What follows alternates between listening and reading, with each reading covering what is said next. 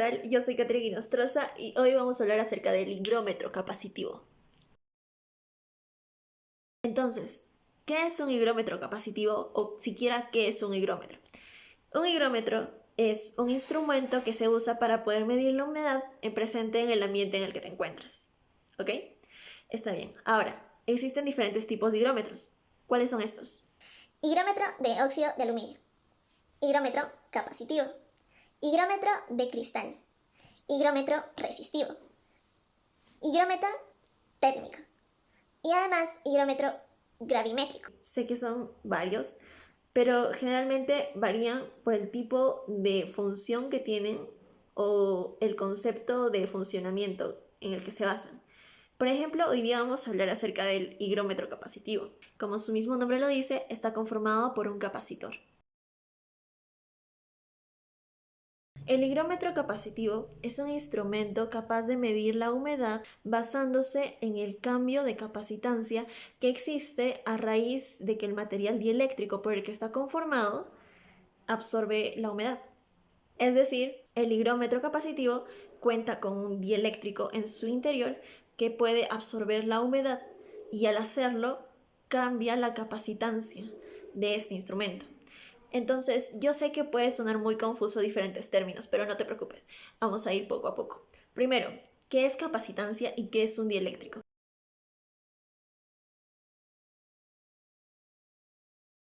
Primero, vamos a conocer la estructura del higrómetro. Un higrómetro capacitivo está conformado, como vemos, por dos placas metálicas las cuales van a estar conectadas a una fuente de voltaje. Además, cuentan en el medio con un dieléctrico. Este dieléctrico tiene permitividad, constante de material o permitividad. ¿Qué es un dieléctrico? Un dieléctrico es un material aislante que tiene la capacidad de variar su constante de material, ya sea por algún factor externo como la temperatura, la presión o incluso la frecuencia. Por lo general, estos materiales dieléctricos son polímeros, no pueden conducir la electricidad. Pero algo muy importante acerca de estos materiales es que tienen la capacidad de polarizarse. Entonces, si un dieléctrico es un aislante, ¿qué diferencia hay con todos los aislantes en general? Es decir, todos los aislantes pueden ser dieléctricos y todos los dieléctricos son aislantes. Bueno, todos los dieléctricos son aislantes, pero no todos los aislantes pueden ser dieléctricos. Estos deben tener características para que puedan ayudar a que la capacitancia aumente en el capacitor. Materiales están conformados por átomos los cuales tienen un núcleo positivo y alrededor electrones. Entonces existe un pequeño y mínimo desplazamiento entre sus electrones hacia el polo positivo de la fuente de voltaje. Este movimiento de desplazamiento de sus electrones no tiene la fuerza necesaria como para que haya una corriente eléctrica, pero sí es muy importante cuando hablamos de condensadores.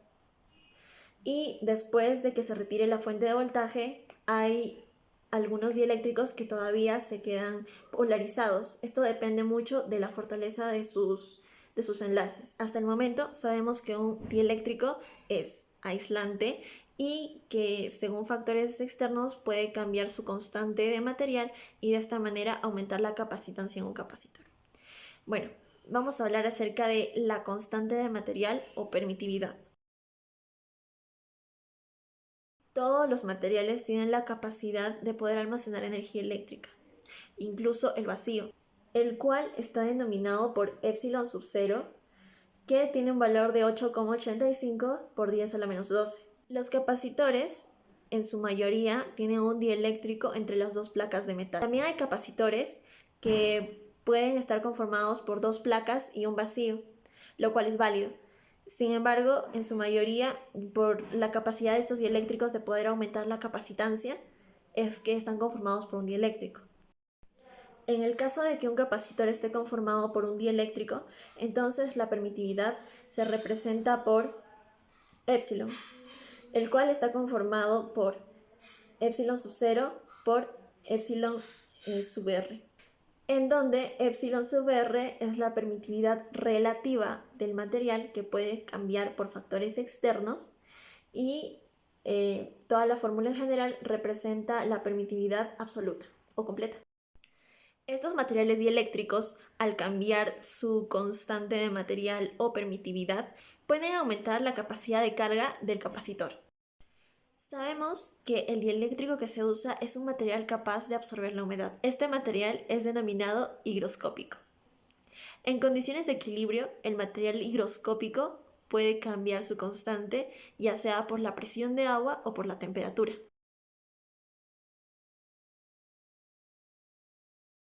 La capacitancia es importante ya que es la capacidad de poder almacenar energía. Es similar a una batería. La diferencia es que los capacitores, que pueden ser de carga rápida y también de descarga rápida, es decir, pueden cargarse y descargarse en cuestión de milisegundos. La capacitancia se mide en faradios y siempre va a ser positiva.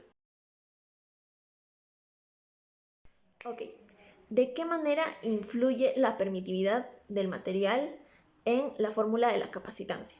Miren, esta es la fórmula de la capacitancia. Vemos que capacitancia es igual a E absoluta o E relativa por E sub 0 por el área de la placa sobre la distancia que hay entre las dos placas.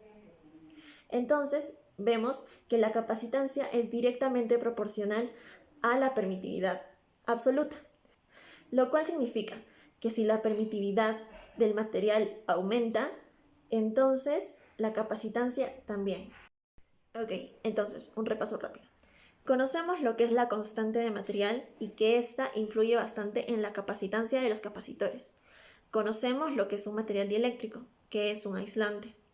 Y conocemos la conformación de lo que son los capacitores, dos placas de metal y un dieléctrico en medio. Vamos a seguir. Ahora vamos a introducir un nuevo término que es la humedad. Vamos a hablar específicamente de esta. Entre los tipos de humedad nosotros tenemos la humedad absoluta y la humedad relativa, en donde la humedad absoluta nos muestra la cantidad de vapor de agua por volumen. Como podemos observar, contamos con una humedad absoluta y una humedad relativa, en la que la absoluta es la cantidad de vapor de agua por unidad de volumen y la relativa es la relación entre la presión de vapor de agua real y la presión de vapor de agua máxima alcanzada. Todo esto a una temperatura determinada. Por lo que podemos encontrar que hay una relación directa entre la humedad relativa, la cantidad de humedad presente en el ambiente y la capacitancia del sensor. Bueno, ustedes se preguntarán de qué manera está relacionado estos tres componentes. Recuerdan que usamos un material dieléctrico el cual reacciona ante la presencia de la humedad. Y esta humedad depende de la temperatura o es medida a una determinada temperatura. Entonces, el dieléctrico también puede cambiar la capacitancia de nuestro sensor, ya sea por un cambio de temperatura o un cambio de presión. Entonces, lo que nosotros tenemos es que nuestro material dieléctrico cambia la capacitancia de nuestro sensor ante la presencia de la humedad relativa, la cual es la proporción entre la presión real de vapor de agua presente en el ambiente comparado con el máximo de presión de vapor de agua posible a una determinada temperatura. Ok, entonces volvemos a nuestro higrómetro capacitivo para poder seguir entendiendo de qué trata. El higrómetro capacitivo, como vimos, está conformado por dos placas de metal con un material dieléctrico con la capacidad de poder absorber la humedad del medio. Y esto hace que varíe la constante del material o permitividad, haciendo que varíe la capacitancia de nuestro capacitor. Si bien es cierto, los cambios de esto es bastante mínimo. Es por eso que en una serie de procesos es que se obtiene la respuesta final de la medición de la humedad en el ambiente. A continuación, vamos a ver un poco más acerca de cómo se obtiene finalmente esta señal de salida. Ya que nuestras señales captadas por el higrómetro capacitivo son cambios mínimos y muy pequeños de apreciar, Entonces, lo que se hace o utiliza generalmente para poder obtener una respuesta final es procesamiento de señales mediante el heterodinio. El heterodino básicamente es generar una señal a partir del ingreso de dos o más señales dentro de un instrumento no lineal. Esto es bastante utilizado en el campo de las telecomunicaciones y básicamente esto es lo que ocurre al procesar la señal obtenida desde nuestro capacitor del higrómetro. Y bueno, eso ha sido todo por hoy. Ya sabemos lo que es nuestro higrómetro capacitivo, cuál es su principal función, la composición de este, la importancia de los dieléctricos y en este caso la importancia que tiene este dieléctrico y higrométrico en particular.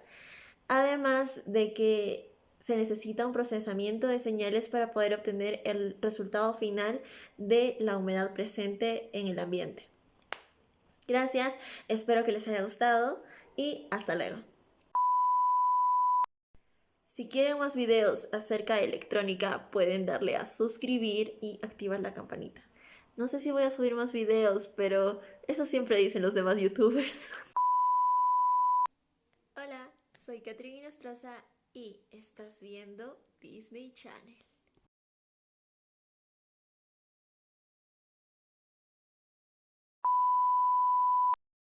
Está grabando. Ok, sí.